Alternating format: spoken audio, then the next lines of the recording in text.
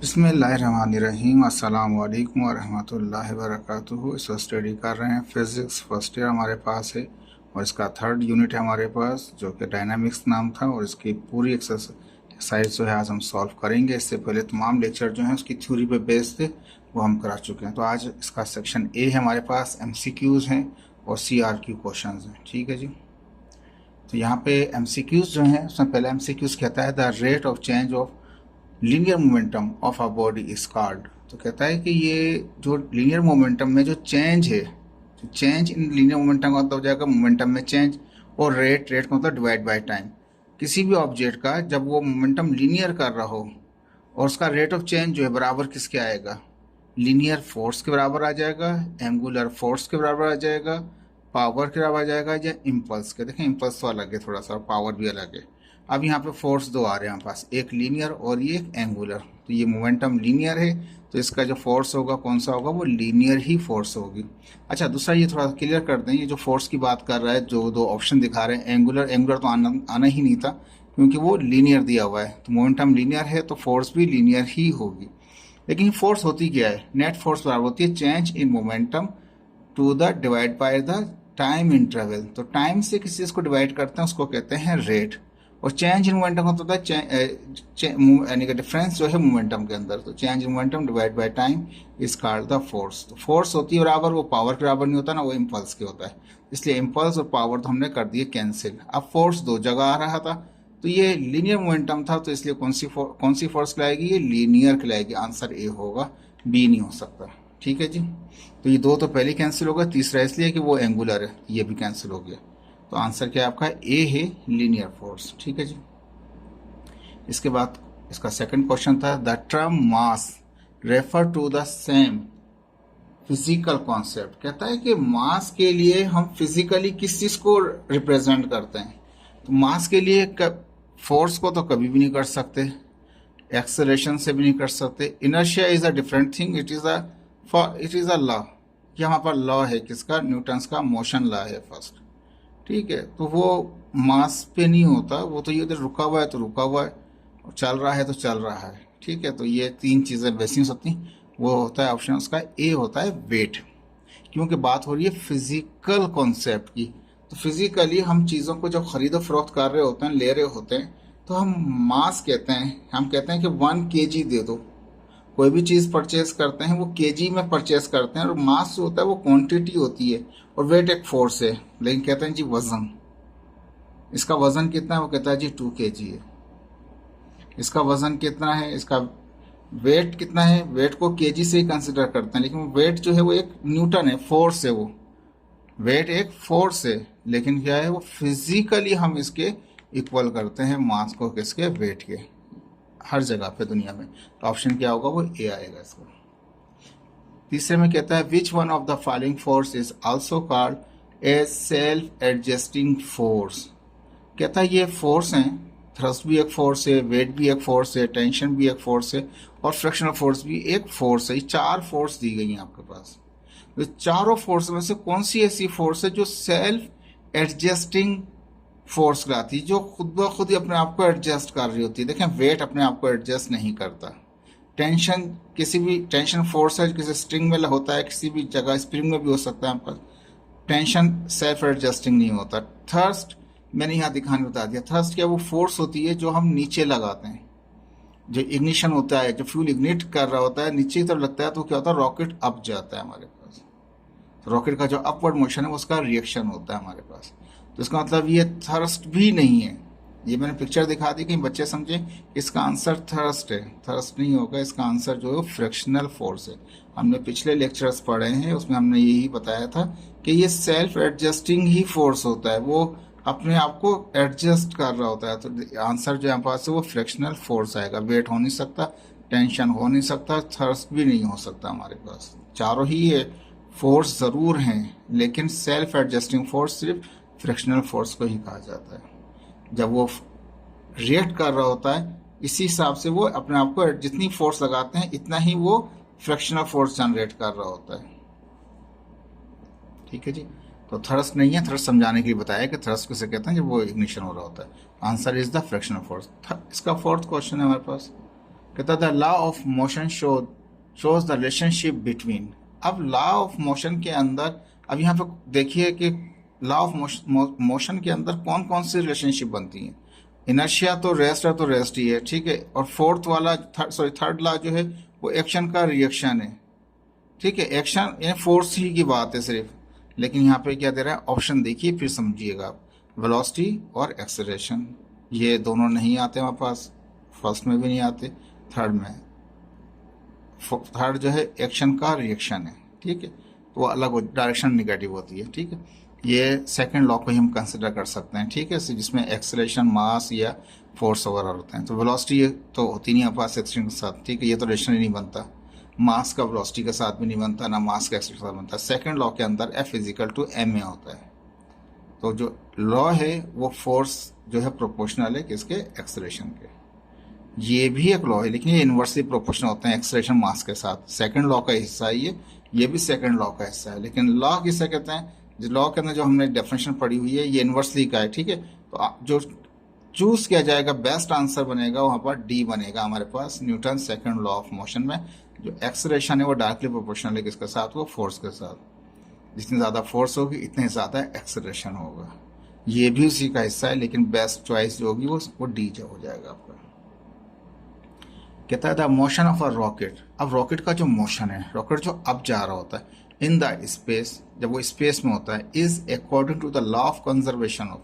कौन सा conservation of law उसमें एप्लीकेबल होता है, energy conservation law of energy होता है, या लीनियर मोमेंटम होता है, या मास होता है, या एंगुलर मोमेंटम होता है। एक्चुअली यहाँ पे देखो मैंने दिखाया हुआ है पिक्चर के अंदर आपको, जो रॉकेट स्पेस में जा रहा होता है तो वो फोर्स अप लगा रहा होता है, और थर्स्ट फोर्स कहाँ होती है, वो नीचे होती है। फ्यूल इग्निट होता है, फ्यूल इग्निट होने के बाद थर्स्ट जो है वो गैस जो एग्जॉस्ट होती हैं वो नीचे की तरफ लगती हैं और वो अप मूव करता है हमारे पास, ठीक है। तो ये जो फोर्स, जो मोशन होता है हमारे पास रॉकेट का, वो होता है स्पेस में लीनियर मोमेंटम होता है, यानी कि उसमें law of conservation of linear momentum चल रहा होता है, एंगुलर मोमेंटम नहीं होता, ठीक है। Law of conservation of energy भी नहीं होता, ना ही law of conservation of mass होता है। वो सिर्फ एक ही ओबे कर रहा होता है, law of conservation of linear momentum. तो आंसर क्या होगा उसका, बी होगा हमारे पास, सीधा जाता है वो, कोई एंगुलर नहीं घूम रहा होता वो। अब यहाँ पे इसका क्वेश्चन नंबर 6 में दे रहा है आपको, अ बम ऑफ मास 12 kg। एक बम है जो गिराया जा रहा है इनिशियली एट रेस्ट, जो रेस्ट में आता है, explodes into 2 piece of masses 4 kg and 8 kg। अब 12 kg का एक बम था हमारे पास, उसको क्या किया, जैसे ही उसको डिप्लॉय किया तो वो 4 kg और किस में आ गया, वो 8 kg का उसका मासेस थे, उसके 2 पीस के। अब जो एक पीस है इसकी स्पीड कितनी है, उसकी 8 kg ऑफ मास कितनी है, वो 6 मीटर पर सेकेंड है। तो कहता है काइनेटिक एनर्जी बताइए, दो बार लिख दिया, लेकिन काइनेटिक एनर्जी बताइए किसकी, 4 kg मास की, ठीक है जी। अब हम यहाँ जानते हैं कि ये जो टोटल था 12, वो ब्रेक हो गया दो हिस्सों के अंदर, एक 8 kg में और एक हो गया 4 kg में। 8 kg वाले का मास दिया हुआ है आपको, और ये जो हमारे पास है दूसरे वाले की वेलोसिटी नहीं दे रखी है हमारे पास, ठीक है। मास दे रखा है, मास दोनों का दे रखा है, यहाँ पे इसकी वेलोसिटी दे रखी है 8 kg वाले की, 4 kg वाले की वेलोसिटी नहीं दे रखी। अगर law of conservation of momentum लगाएं तो हम क्या निकाल सकते हैं, इसका हम निकाल सकते हैं वेलोसिटी निकाल सकते हैं, ठीक है जी। क्योंकि टोटल मोमेंटम जो होगा दोनों ऑब्जेक्टों का, एक 8 kg वाले का और 4 kg वाले का, टोटल मोमेंटम बराबर होगा। तो ये mass into velocity is momentum, mass तो है वेलोसिटी नहीं है, तो वेलोसिटी निकल के आ सकती है। जब वेलोसिटी निकल आएगी तो हम निकाल सकते हैं यहाँ पे इसका काइनेटिक एनर्जी निकाल सकते हैं, ठीक है। तो अब यहाँ पे ऑप्शन दे रहा है काइनेटिक एनर्जी का यूनिट जाउल है, तो जाउल में कौन सा होगा, तो इसको सॉल्व किया मैंने थोड़ा सा बड़े स्टाइल में भी, और शॉर्ट में बताएंगे क्या इसका सॉल्यूशन होगा। अब मास ऑफ जो बम था हमारे पास, जो बम था हमारे पास उसका कितना था, वो 12 kg था। आफ्टर एक्सप्लोड कर दिया उसने, तो कितना बन गया, वो एक बन गया, M1 बन गया कितना 4 kg, और दूसरा वाला 8 बना, M2 बना 8 kg। तो ये 8 kg की वेलोसिटी दे रहा है, तो ये V2 दे रहा है आपके पास। हमने क्या किया यहाँ पे,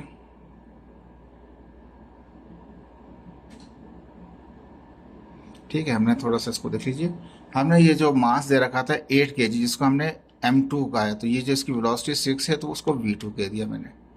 सवाल में था काइनेटिक एनर्जी बताइए 4 kg वाले मास की, तो m 4 kg वाले मास तो m1 है, तो m1 की काइनेटिक एनर्जी आपको मालूम करनी है। ठीक है जी। अब काइनेटिक एनर्जी में मास इनटू वेलोसिटी का फार्मूला होता है, मास तो मौजूद है, वेलोसिटी नहीं है। तो ये जो डेटा दे रखा था 8 kg वाले का, उसकी वजह से उसको यूज करेंगे law of conservation of momentum में। ठीक है जी। तो मैंने यहाँ पर लिखा है according to law of conservation of momentum. ठीक है। तो उसके मुताबिक क्या होगा, total momentum of system remains constant, वो कांस्टेंट रहेगा, यानी कि मास 1 का और मास 2 का जो मोमेंटम है वो कांस्टेंट ही रहेगा, वो इक्वल रहेगा। तो जो 4 kg वाला था वो m1 था, 8 kg वाला m2 था। तो m1 v1 is equal to m2 v2। इसकी जो 4 kg वाला है उसकी वेलोसिटी आपको पता नहीं है, लेकिन m2 की वेलोसिटी पता है आपको, वो 6 दे रखी थी ऊपर, तो उनकी वैल्यूज पुट कर दी, 4 पुट कर दी। m1 के v1 मालूम करना है, 4 वहाँ जाकर डिवाइड करेगा, 4 1 जा 4 2 जा 8 2 जा कितना आ गया 12, सॉरी 2 4 6 जा कितना आ गया हमारे पास, ये 12 आ गया हमारे पास। ठीक है जी। अब यहाँ पे हमने क्या दे रखा था, ये 4 kg का एक मास दे रखा था, एक 8 kg का मास दे रखा था, और 8 kg वाले मास की वेलोसिटी दे रखी थी, लेकिन m1 की वेलोसिटी नहीं थी। तो लॉ ऑफ कंजर्वेशन मोमेंटम के जरिए हमने क्या किया, यहाँ पे हमने फाइंड आउट कर लिया उसका v1 कितना आ गया 12 आ गया। अब हमारे लिए आसान है, अकॉर्डिंग टू क्वेश्चन हमें क्या चाहिए, हमें चाहिए यहाँ पे काइनेटिक एनर्जी मालूम करनी है m1 की, यानी कि 4 kg वाले मास की। तो काइनेटिक एनर्जी फॉर्म होता है हाफ mv²। तो ये m1 है तो m1 v1 हो जाएगा उसका डेटा। m1 4 था, v1 कितना 12 है। ठीक है, ये स्क्वायर इसके ऊपर है, ये स्क्वायर नहीं मैंने काटा है इसको 4 को, 2 1 जा 2 2 जा 4, तो ये 2 बचा, वहाँ से 12 का स्क्वायर लिया तो 144 हो गया। 144 को मल्टीप्लाई किया 2 से तो क्या आ गया हमारे पास 288 आ गया। तो आंसर इसका कौन क्या कहलाएगा हमारे पास, लेकिन सवाल में चलते हैं वापस। 288 आंसर हमारे पास कौन सा है ये, देखिए ये ऑप्शन इसका डी था, हमने पहले ही मार्क कर रखा था, इसका आंसर क्या है वो 288 जूल है। ठीक है। अब ये तो हो गया एक डायरेक्ट, ये हो गया थोड़ा लॉन्ग सॉल्व कर दिया, लेकिन इतना टाइम तो नहीं होता कि इतना सॉल्व करेंगे आप। तो इसके लिए आपके पास एक डायरेक्ट मेथड है, हमारे पास शॉर्ट मेथड है।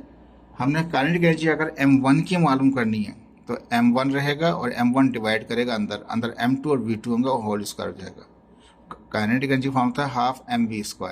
ठीक है, तो हाफ अपनी जगह पे, अगर ये m1 है तो यहाँ m1 होगा, अगर ये m2 गलती से ये 2, ये मैंने यहाँ पे 1 लिख दिया, अगर ये 2 होगा तो यहाँ पे भी क्या रहेगा वो, सॉरी ये तो इसी को ही मैंने डिफाइन किया हुआ, एक मिनट सॉरी मैं समझा दूसरा फार्मूला भी आ गया। ठीक है, ये मैंने थोड़ा ड्राइव करके बनाया हुआ है। यहाँ पे काइनेटिक एनर्जी का जो फार्मूला होता है वो होता है हाफ mv²। तो ये m1 है तो ये m1 है, यहाँ पे v1 था। मोमेंटम लॉ से मैंने क्या किया, v1 की वैल्यू निकाल ली जो m2 v2 अपॉन m1 था।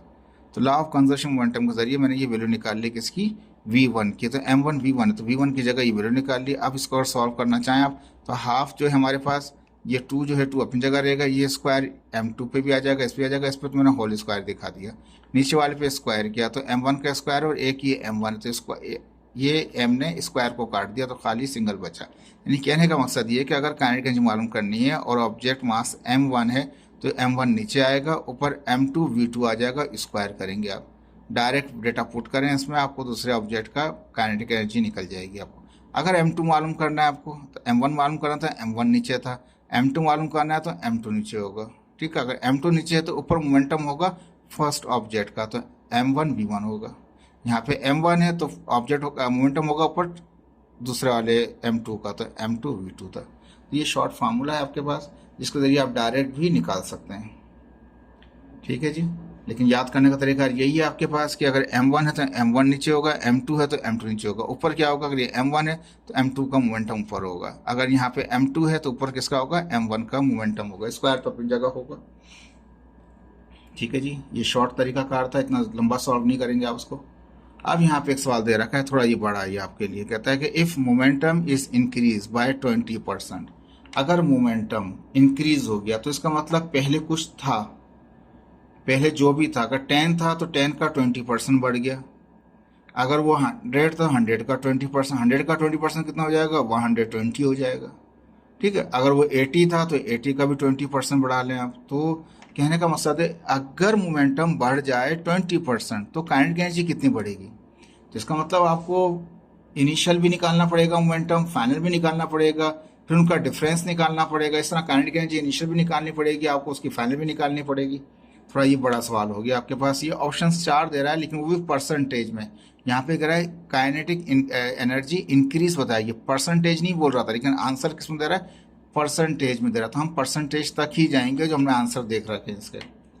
ठीक है, अब हमें ये सिर्फ कुछ नहीं दिया गया और ये कहा गया कि मोमेंटम बढ़ा हुआ जो मोमेंटम है वो 20% है।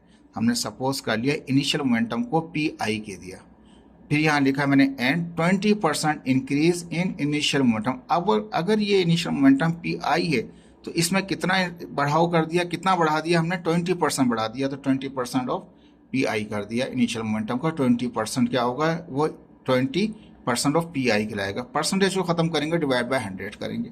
जब 20 को आप डिवाइड करेंगे 100 से तो कितना आ जाएगा, वो 0.2 आ जाएगा हमारे पास, 0.2 इनिशियल का। यानी कि इनिशियल जो था वो पी आई है, तो अब जो बढ़ा हुआ है वो आपका कितना हो गया, 0.2 पी आई हो गया। ये बढ़ गया इतना।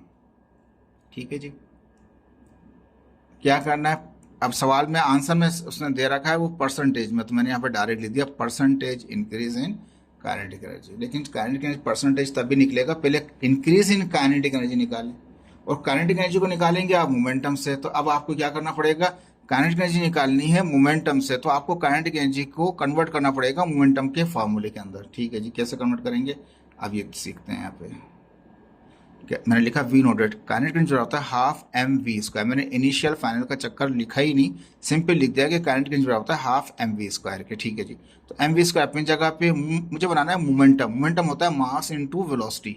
मोमेंटम होता है मास इंटू वेलोसिटी। यहाँ मास तो है, वेलोसिटी भी, लेकिन वेलोसिटी स्क्वायर में, लेकिन मास तो स्क्वायर में नहीं है मेरे पास। इसका मतलब मुझे मास चाहिए। मैंने ऊपर भी मास m से मल्टीप्लाई कर दिया, नीचे भी मास से डिवाइड कर दिया कि मास से मास कैंसिल हो तो वापस वहाँ पहुँच सकें, प्रीवियस स्टेप के अंदर पहुँच सकें। लेकिन ये मास मैंने इसलिए लगाया ताकि मास इंटू मास क्या होगा, मास स्क्वायर हो जाएगा, वी स्क्वायर अपनी जगह पे। तो ये कन्वर्ट करना चाहता हूँ मैं काइनेटिक एनर्जी को किसके अंदर, मोमेंटम की फॉर्म के अंदर। तो यहाँ पे मोमेंटम के लिए मास इंटू वेलोसिटी था, लेकिन मास वेलोसिटी तो है लेकिन वेलोसिटी का स्क्वायर था, एम पे स्क्वायर नहीं था, एम यहाँ पे लगा लिया। ये एम ने एम से मल्टीप्लाई किया तो एम स्क्वायर, नीचे वाला एम और 2 मल्टीप्लाई कर 2m हो जाएगा।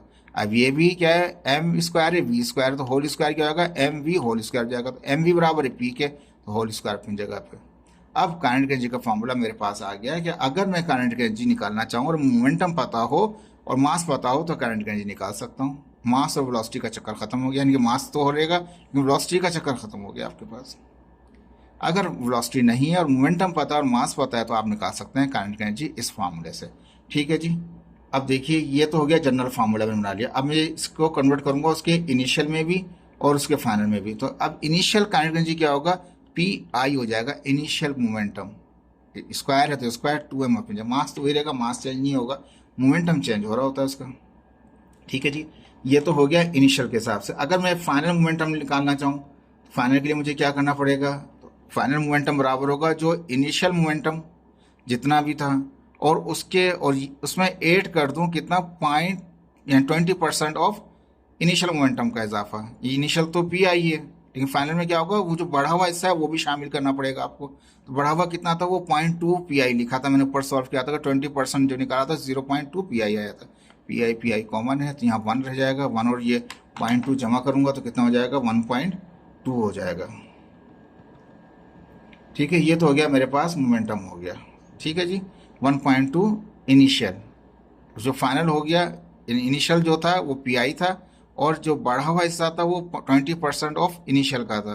दोनों को जमा किया तो टोटल क्या बन गया मेरे पास, फाइनल बन गया मोमेंटम। अब फाइनल काइनेटिक एनर्जी क्या होगा, तो इसमें फाइनल मोमेंटम आएगा, वहाँ पे इनिशियल था तो क्या होगा, वो इनिशियल काइनेटिक एनर्जी है तो इनिशियल मोमेंटम है, फाइनल काइनेटिक एनर्जी है तो फाइनल मोमेंटम चाहिए। मास वही रहेगा, मास में कोई चेंजिंग नहीं होगी। ठीक है, तो ये इनिशियल में इनिशियल था, फाइनल में तो फाइनल। फाइनल कितना मोमेंटम है, 1.2 है, तो इसकी फाइनल की जगह 1.2 पी आई कर दिया मैंने। ठीक है जी, देखें ये सवाल लॉन्ग में भी अगर आए तो आप कर सकते हैं इसको। तो ये क्या हो गया, मैंने पी एफ की जगह 1.2 पी आई लिख दिया। अब ये स्क्वायर है तो ये 1.2 पे भी होगा, 1.2 का स्क्वायर करेंगे 1.44 हो गया। ये पी आई पे भी आ जाएगा स्क्वायर, और ये 2m अपनी जगह, क्योंकि स्क्वायर तो ऊपर वाले टर्म पर, नीचे पे तो नहीं है, 2m की जगह पर है। अब अकॉर्डिंग टू क्वेश्चन इंक्रीज करेंगे, इंक्रीज इन काइनेटिक एनर्जी, कितनी इंक्रीजमेंट हुई है काइनेटिक एनर्जी में, तो मुझे फाइनल काइनेटिक एनर्जी भी लिखनी पड़ेगी और इनिशियल भी लिखनी पड़ेगी। तो फाइनल में से निकालूंगा इनिशियल तो पता चलेगा कितना इंक्रीज हुआ है। फाइनल की मैंने यहाँ से वैल्यू रख दी। इनिशियल आपको पता है वो वही था PI²/2m, ऊपर लिखा था हमने पहले भी। अब इन दोनों में क्या है, 2m कॉमन है, यानी कि एलसीएम लेंगे तो नीचे रहेगा, ऊपर की टर्म ऐसी रहेगी। एलसीएम कंप्लीट करें इसको आप, ठीक है जी। बाद में मैं क्या करूँगा, इसमें से मैं PI को कॉमन निकाल दूंगा यहाँ पे, ठीक है। इन दोनों में से PI² को कॉमन निकाल दिया तो 1.44, यहाँ पे इससे निकल गया तो 1 बचेगा। इसमें से ये निकाला तो 0.44 आ गया, और ये तो वही आ गया जो मोमेंटम का फार्मूला है इनिशियल वाले का आपके पास। तो 0.44% वो इंक्रीज हुआ।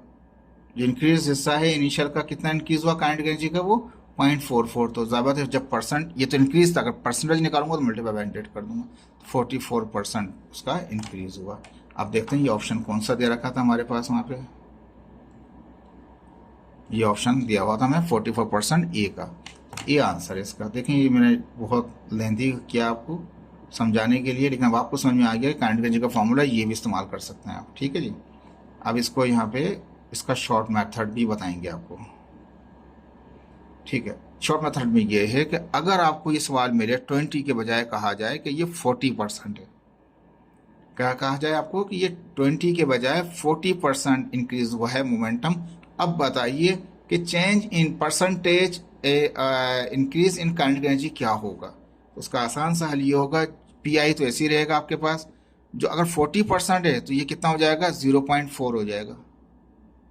परसेंट को डिवाइड करेंगे 100 से तो जितना भी परसेंट है, अगर 13% कह दे तो 1.3 हो जाएगा हमारे पास, सॉरी 0.13 हो जाएगा, ठीक है। जमा कर लेंगे वही तरीका कार आपके पास डायरेक्ट हो जाएगा, यानी कि कितना बचेगा, 1 PI कॉमन निकल जाएगा, 1 प्लस 1 अगर 13% तो 0.13 है तो 1.13 हो जाएगा। अगर 40% था 1.4 हो जाएगा, लेकिन जितना ही परसेंटेज दिएगी वो यहाँ रहेगा आपको, और उसमें 1 प्लस कर लेंगे तो वो फाइनल वाला आ जाएगा आपके पास, ठीक है जी। फाइनल वाला जो भी होगा उसके जितनी वैल्यू आएगी वो अंदर भी आ जाएगी, यहाँ पे ये इनिशियल में कन्वर्ट हो जाएगा, तो ठीक है ना। तो जब फाइनल काइनेटिक एनर्जी निकालेंगे तो ये यही वैल्यू को यहाँ रखेंगे, स्क्वायर कर देंगे तो इनिशियल में कन्वर्ट हो जाएगा वो। फाइनल में से इनिशियल निकालेंगे तो वो चेंज निकल आएगा। डायरेक्ट भी कर सकते हैं, यही 3 फॉर्मूले लगेंगे आपके पास और वो डायरेक्ट भी सॉल्व हो जाएगा। इसकी प्रैक्टिस कीजिएगा। ये सवाल 20% से दिया हुआ है तो ये आपके लिए होमवर्क है कि इसको आप 13% से भी प्रैक्टिस करके चेक कीजिए, 40% इंक्रीज से भी चेक करके बताइएगा आंसर के अंदर, फिर इसको आपको बताएंगे इसके अंदर, ठीक है जी। ये फार्मूले शॉर्ट फार्मूले ये चलेंगे इसके अंदर। अब यहाँ कहता है 8वें में कहता है the kinetic energy of a body of mass 2 kg। अगर एक बॉडी का मास 2 kg है और उसका मोमेंटम कितना है, 2 न्यूटन सेकेंड है, N4 न्यूटन S4 सेकेंड है, मोमेंटम है 2 न्यूटन सेकेंड है, तो कहता है इसकी काइनेटिक एनर्जी बताइए क्या होगी। सिंपल सा फार्मूला है, मास दे रखा है आपको और मोमेंटम दे रखा है, अभी हमने ड्राइव किया है फार्मूला 2 न्यूटन सेकेंड। तो काइनेटिक एनर्जी का फार्मूला जो मोमेंटम के अंदर है बुक में नहीं दिया हुआ था, लेकिन ये हमने प्रॉब्लम में से ही ड्राइव करके बनाया है। तो momentum square by 2m, momentum कितना था, वो 2 था, 2 का स्क्वायर करेंगे, नीचे भी 2 है और m की वैल्यू भी कितनी, मास भी 2 है। तो देखिए यहाँ पे क्या किया हमने, 2 का स्क्वायर किया तो 2 का स्क्वायर हो गया 4, 2 2 ज़ा 4, तो कितना जॉउल आ गया, 1 आ गया। तो इसका 1 आंसर कौन सा होगा, देख लीजिए अब यहाँ पे ए होगा इसका आंसर, तो हमने इसका ए आंसर दे रखा है। ये तो शॉर्ट आप डायरेक्ट भी कर सकते हैं, इसको छोटा था ये, लेकिन बाकी वालों में प्रैक्टिस करनी पड़ेगी आपको, ठीक है। ये आ गया 9 आ गया इसका, ठीक है। For the same kinetic energy, कहता है कि काइनेटिक एनर्जी अगर सेम रहे या सेम हो तो मोमेंटम इज मैक्सिमम। तो मोमेंटम मैक्सिमम किस में होगा, मास में, सॉरी इलेक्ट्रॉन में होगा, प्रोटॉन में होगा, ड्यूट्रॉन में होगा या अल्फा पार्टिकल में होगा। कहता है किस में का मोमेंटम मैक्सिमम होगा। मोमेंटम का फॉर्मूला हम जानते हैं कि मोमेंटम जो होता है वो इंक्रीज हो रहा होता है किसके साथ, वो मास के साथ हो रहा होता है।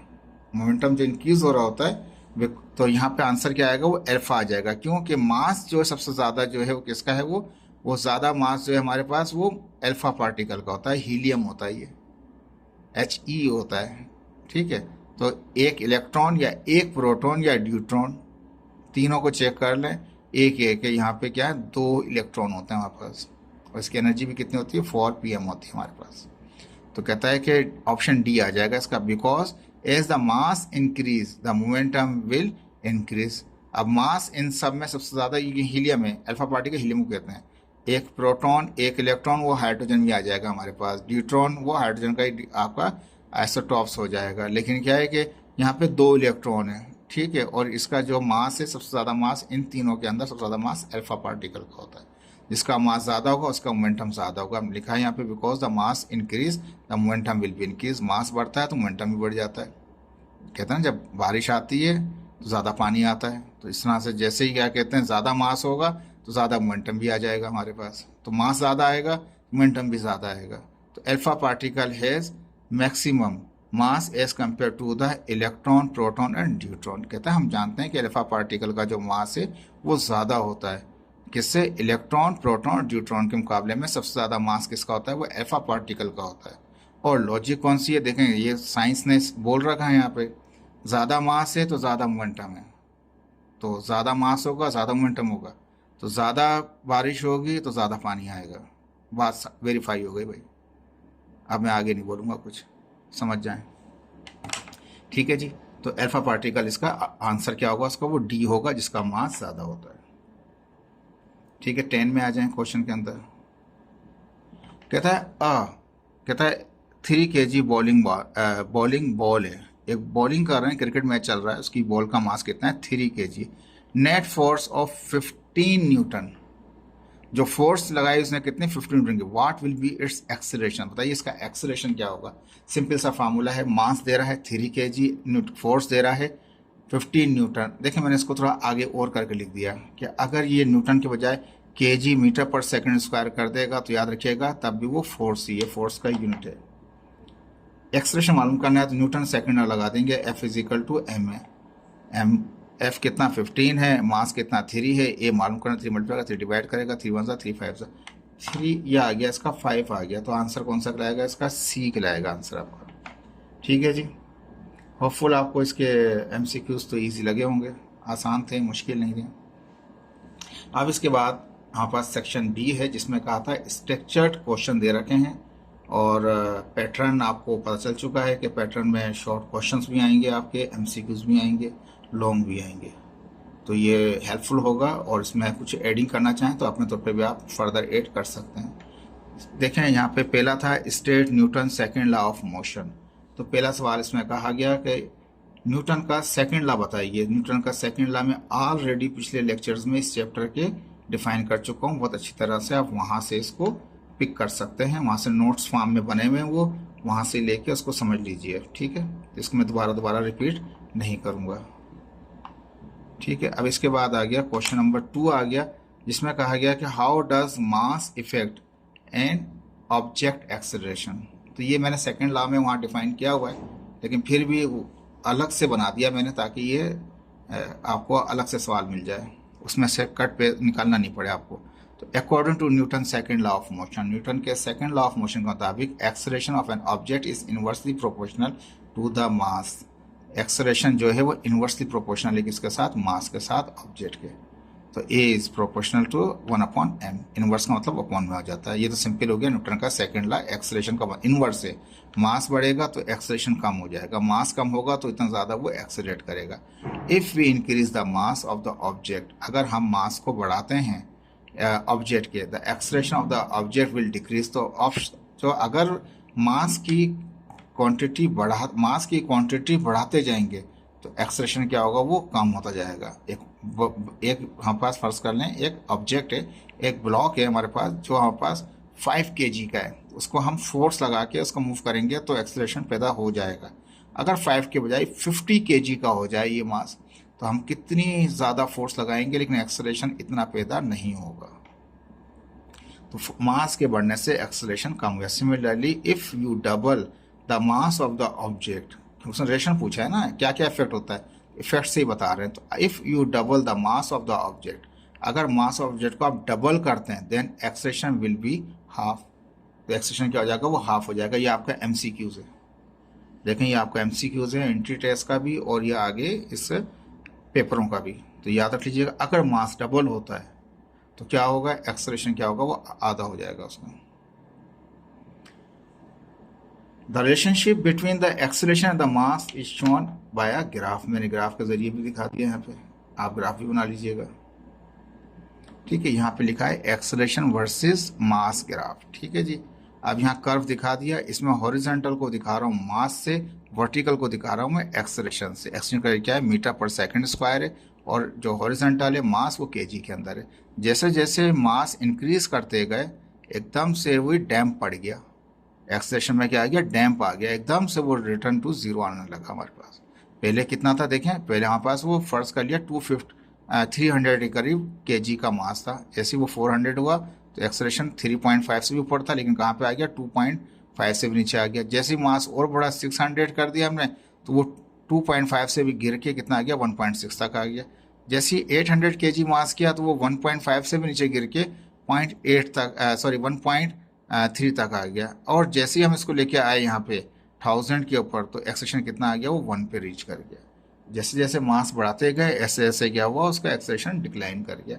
As the above graph when increase the mass बढ़ाते जाएंगे of the object, then acceleration goes down in the graph में डाउन होता चला जाता है। तो smaller mass object can accelerate more quickly. जो छोटे मास वाली चीज़ें होती हैं उनको एक्सेलरेट करना बहुत आसान है, easily can accelerate it more quickly as compare to the heavy mass object. इनके मास बहुत ज़्यादा हों उनको एक्सेलरेट करना बहुत ही मुश्किल है। When external force is constant for, और या both same for both case, दोनों केसेस के अगर एक्सटर्नल फोर्स सेम ही रखें तो तब आप चेक कर सकते हैं। अगर फोर्स ज़्यादा बढ़ाएंगे तो ज़्यादा एक्सेलरेशन पैदा हो जाएगा। ठीक है, तो फोर्स कांस्टेंट रखिएगा, ये ला आपके पास एप्लीकेबल होगा। ठीक है जी, इसके बाद क्वेश्चन नंबर 3 था उसका कि what are the different type of force that can act on an object. कहता है कि क्या एक ऑब्जेक्ट के ऊपर कितने किस्म की फोर्सें लग रही होती हैं। तो कहता है there are 2 main type of force are acting on an object such as contact force and non contact force.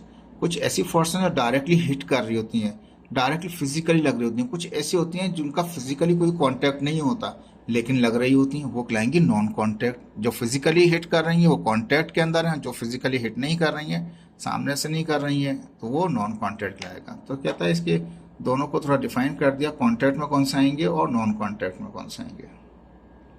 ठीक है, तो पहला वाला इसका कॉन्टैक्ट फोर्स। तो कहता है this type of force is acting on an object. ये इस किस्म की फोर्स होती है जो किसी ऑब्जेक्ट पे लगती है when object is physically in contact, जब फिजिकली वो कॉन्टैक्ट में हो विद द फोर्स के साथ। सच एज, जैसे कि नॉर्मली हम कोई फोर्स लगाते हैं, फ्रिक्शनल फोर्स जो है वो ऑब्जेक्ट के दरमियान, दो ऑब्जेक्टों के दरमियान लग रही होती है, वो भी फिजिकली होती है। मैकेनिकल फोर्स, कोई पहिया वगैरह घूम रहा है, कोई चीज़ रोटेट कर रही है, मैकेनिकल फोर्स, वो भी फिजिकल लग रहा है। अप थर्स्ट फोर्स, ऊपर की तरफ जो फोर्स लग रही है हमारे पास, जैसे रॉकेट वगैरह लगा रहे हैं। टेंशन फोर्स, किसी स्ट्रिंग में लगा लिया, किसी स्प्रिंग में कोई फोर्स लग रही है, कोई वेट की एक्सरसाइज कर रहे हैं आप, मस्कुलर फोर्स से एक्सेट्रा, बहुत सारी फोर्स आ जाएंगी जो फिजिकली एप्लीकेबल हो रही होती हैं। और नॉन फिजिकल वो होती हैं जिनका आपस में फिजिकली कोई कॉन्टैक्ट नहीं होता। कहता है this type of force acting on an object when object is not in physical contact, वो फिजिकली कॉन्टैक्ट में होता है, ये नहीं है। Having some distance with the force, force से कुछ फासला होगा, और फोर्स में और वहाँ पे कोई फासला नहीं था, वो साथ ही जुड़े हुए थे, ऑब्जेक्ट के साथ ही थी, यानी ऑब्जेक्ट पे ही फोर्स थी। यहाँ पे ऑब्जेक्ट और उसके दरमियान में, फोर्स के दरमियान में फर्क, फासला होगा। For example gravitational force, gravity से आ रहा है बंदा, ऊपर से नीचे आ रहा है।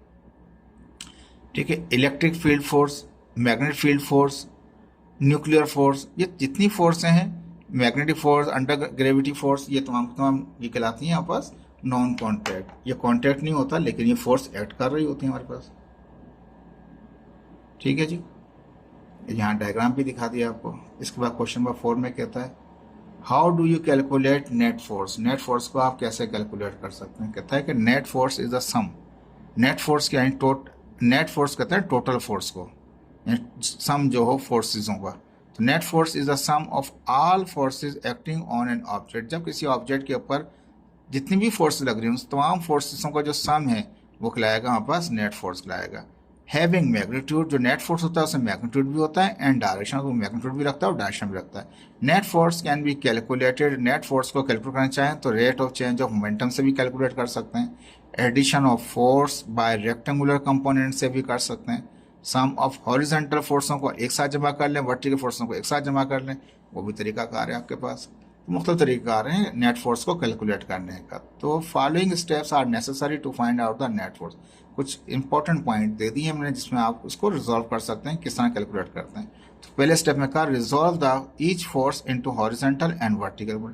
अब डायग्राम बनाना भूल गया मैं, यहाँ पे कोई फोर्स दिखा सकते थे, उसका एक हॉरिजॉन्टल कंपोनेंट दिखा सकते हैं और एक उसका आप वर्टिकल, एक फोर्स दिखाई आपने एफ जो लग रही है, इसका कंपोनेंट डिवाइड कर दिया, एक हॉरिजॉन्टल एक वर्टिकल। अब बहुत बड़ी पिक्चर हो जाती, मैंने नहीं बनाया, यहाँ बता दिया कि रिजॉल्व करें कोई भी फोर्स, अगर एक फोर्स लग रही है तो उसका एक एक्स कंपोनेंट भी होगा और उसका एक वाई कंपोनेंट भी होगा, एक्स और वाई में करते हैं। अब एक फोर्स को जब एक्स और वाई में किया है तो अगर 4 फोर्स लग रही है, चारों के भी एक्स कंपोनेंट होंगे, उनके वाई कंपोनेंट होंगे।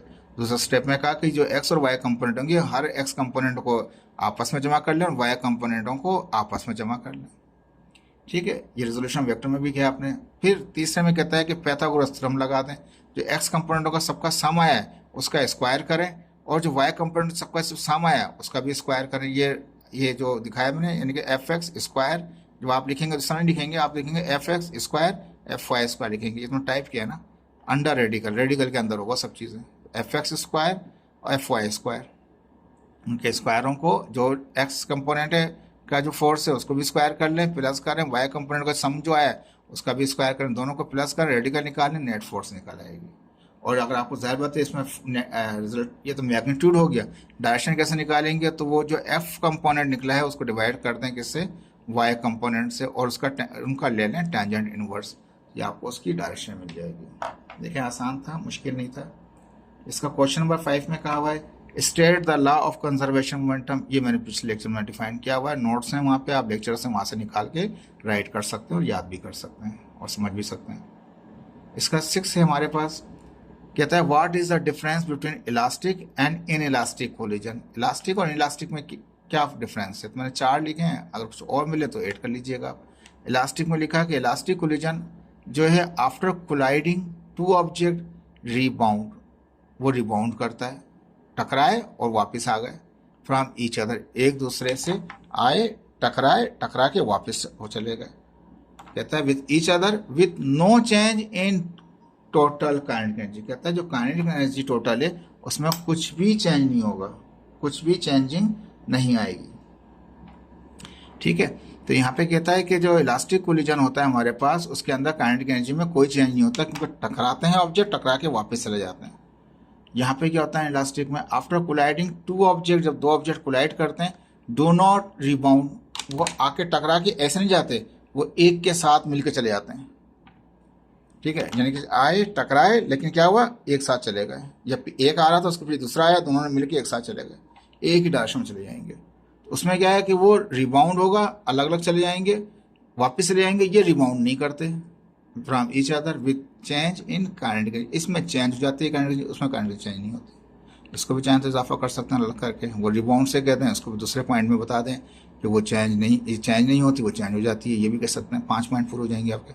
ठीक है, तो इसके 2 बना दें, इसके भी 2 बना दें आप। ठीक है, आफ्टर कोलिजन, तो कहने का मकसद ये जो पहला पॉइंट था इलास्टिक में, क्या है, वो टकराए और रिबाउंड होता है, टकराए और वापस चले गए। वहाँ पे क्या हो, टकराए वापस नहीं गए, या तो इधर चले गए या इधर चले गए, एक साथ मिलकर चले गए, एक ही ऑब्जेक्ट बन गए।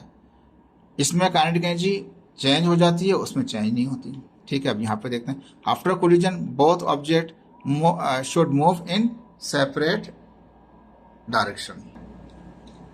ठीक है जी, तो यहाँ पे हम ये कह रहे थे कि after collision both object should move in separate direction.